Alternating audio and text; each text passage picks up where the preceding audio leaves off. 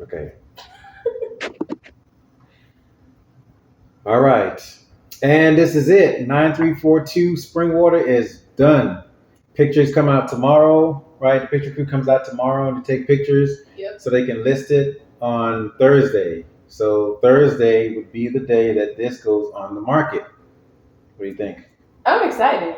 I don't know about you, but I think this has been a long time coming.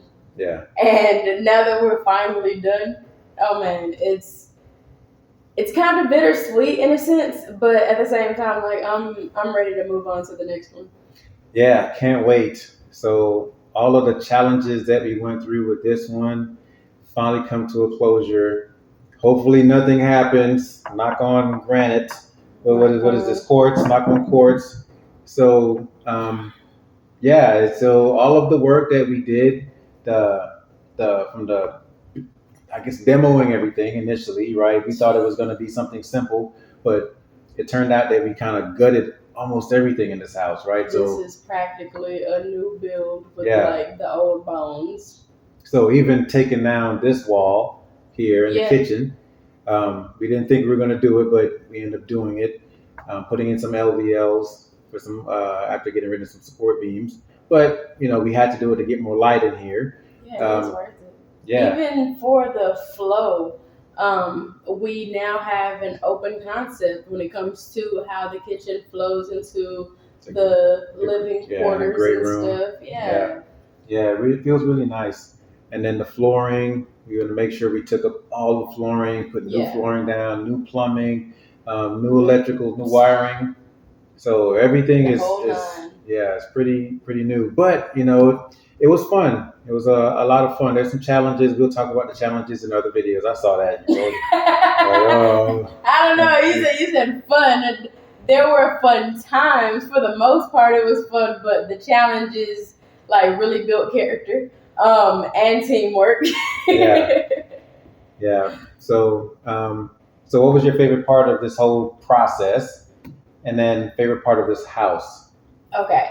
So favorite part of the process, I'd have to say, is like figuring out what our lanes were going to be, learning how to stick with those things, and then taking ownership of our parts.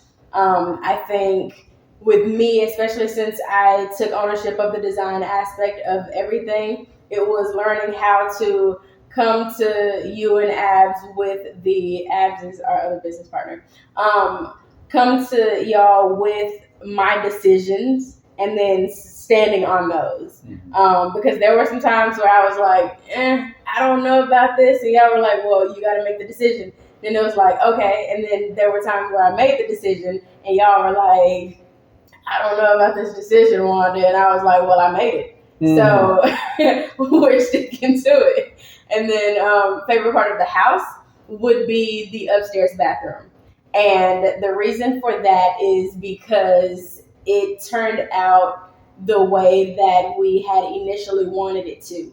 That bathroom was the only bathroom that we didn't really have to make adjustments with as far as design pieces and furnishings.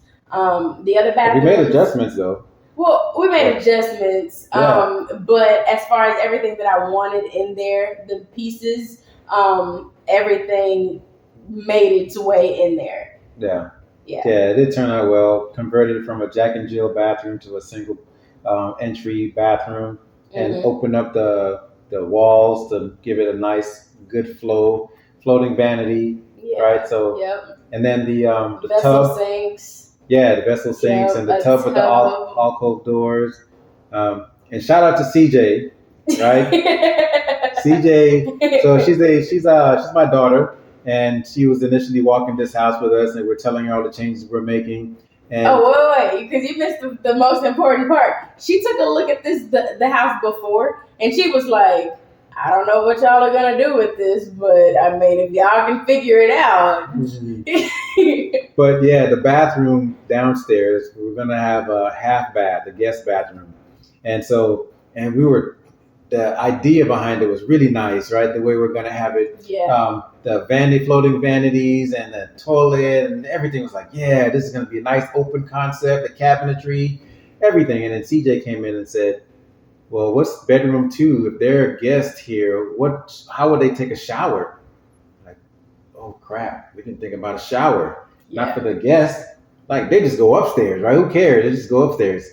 Like, yeah, but What that would about be those inconvenient. folks that can't go upstairs? So the Yeah. elderly, or Yeah.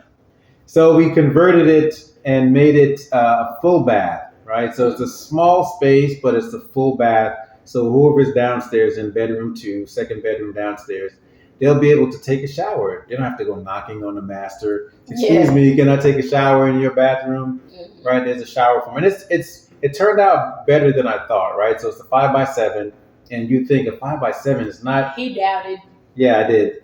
my design. Not gonna lie, I did doubt. Find out what the smallest bathroom we could make, and it's a 5x7. Mhm. And so we decided to have a floating vanity, toilet, and a shower, but with an alcove door. But the door to the bathroom is going to be a pocket door. So eliminate the swing. So the swing will just impede into the bathroom space. So we didn't want that. And we didn't want to have, someone said, hey, you can have a barn door. I'm like, I'm not going to have a barn door No privacy. for a public, not public, but in, the common area for a bathroom.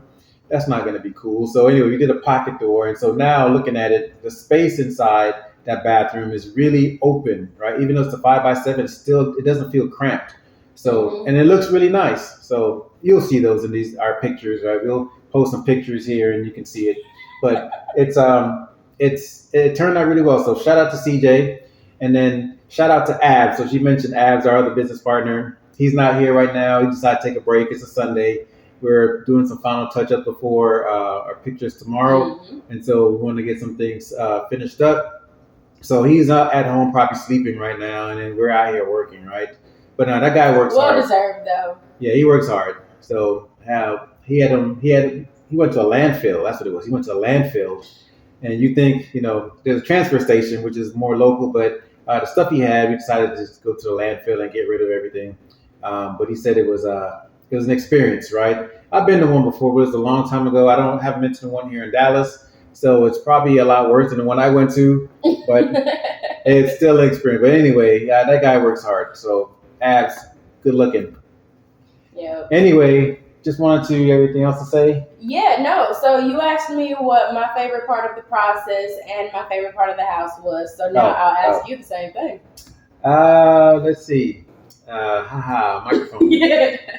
So no, the process, I like selecting the materials, right? So and staying in budget. So that's a challenge, right? You have an amount that you say you want to not go over, and as much as possible, you want to even come under, right? Save some money and reap the benefits in the end. But coming up with a spreadsheet and making sure we allocated enough money to each part of the process, the materials, the build, the breakdown, all that stuff, and seeing it work was a good part. I like doing that kind of stuff. I'm a numbers guy. I like doing spreadsheets and and funding and allocations and stuff like that. I like that. But the worst part of the process though is when we went over. So towards the end, we started going over, and that kind of pulled my hair out. I don't have much left. But we only went over because there were some things that we knew for the price point that we were trying to hit at. We needed those things, such as sprinkler system, things like that. So I think even though we did go over budget, it was we needed to. Yeah. So that part we went over budget, but we also went over budget with other, building costs, right? So the materials for the contractors, they were just going haywire with all of that stuff. Hey, I need one of these and two of those and 10 of these, and they'll get bulk. And then at the end, we started realizing we went to the garage with all of our materials and saw that it was a bunch of stuff that the initial contractor bought and we didn't even need. So luckily for some of the stores we went to, Floor and Decor, Home Depot. Home Depot's our best friend. Yes. Right? They were like, they took everything back. Yeah. Whatever you don't want, they'll take back with no questions, right? Not even a receipt. It's like, hey, you don't have no receipt? Just use Got the your credit card. All right, cool. Yeah. So we end up taking back a lot of things. So still, there's a lot of waste, right? So we have to do better with the waste. But all in all, this is it. We are done with this project. Favorite part of the house? I said that. Oh no, I didn't say that. Okay. Favorite part of the house, the upstairs bathroom. Yeah. Why? Because I said it. No. Upstairs bathroom because it's really nice, right? So again, the conversion from the Jack and Jill to the single entry, putting in the tub. It's a really nice tub too, with the alcove door on top of the tub and floating vanity. It turned out really well. And then she decided to put 2 bathrobe hooks, a towel rack, toilet paper, all these little extra things. And then we have has to look nice. Has to look $1 million-ish. Yeah. And then we put in a mirror, a huge, I don't know what size, 36 inch. It was a 60 by 32. 60, yeah. So it's a really nice mirror. So it looks really nice. I think the next room would be the master bath. Master bath is really nice as well. Yeah. We have a lighted mirror in there, really fancy looking, right? A fancy vanity mirror. So there's a lot of light when it comes to that bathroom. So we not only have can lights in there and also a can light in the shower, but we also have a vanity mirror, and then we did the mirror itself, a lit mirror. I don't know, mirror, a lighted mirror. Yeah. So we really wanted to make sure that there was a lot of light coming in, and there's some natural light that comes in as well because there's a window in there. Yeah. Sorry, I can't talk. But yeah. So you mentioned another area, so I want to mention another area. So I really like what we ended up doing in the master bedroom. And you guys will see pictures and like snips of video and all of that, but the addition of more natural light when it comes to the window that we did add, it's a huge window, by the way. It's just, when you walk in there, it's beautiful. It shows you a full view of the backyard. And the landscape that we have back there is pretty. So you know. It just went from 2 small windows in that bedroom to 3 windows, but one of them is huge. So we moved one window from one wall to the wall that had the other small window. So now that one wall has 2 windows. And then the wall that had the small window, we put a huge, it's like a bay window, but it allows you to see into the backyard. So it brings you into the natural, scaping of the backyard, and you can, look out. If you have kids playing, you can see them playing in the backyard. So it's a really nice little view, and it has a lot of light in that room now. Yeah. So yeah, I see why you like it. But we can talk about all of the other rooms, and there are other videos. We have tons of videos that we have planned out. We made a list of all the videos, things that we want to tell you about. And she mentioned you don't want to gatekeep, right? We want to tell you all about what we're doing.